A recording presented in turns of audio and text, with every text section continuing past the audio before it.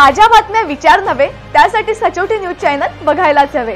ज्ञान मनोरंजन संस्कार देणारे चॅनल सचोटीला सबस्क्राइब करा, बेल आयकॉनचे बटन दाबा, सोबत शेअर करायला विसरू नका।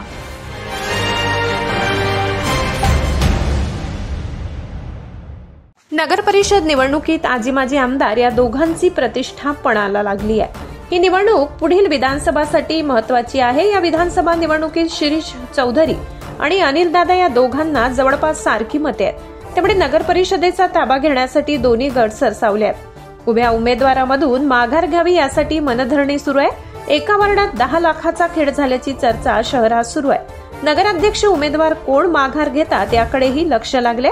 आज फक्त एक उमेदवार रुपाली बागुल यांनी माघार घेतली। उद्या माघारीचा शेवटचा दिवस आहे। आज रात्रीमधूनच खूप काही घडामोडी घडणार आहेत। त्यानंतर खरा खेळ सुरू होणार आहे। शहराचे राजकारण आणि कार्यकर्ते यासाठी दोन्ही आमदार कामाला लागले आहेत।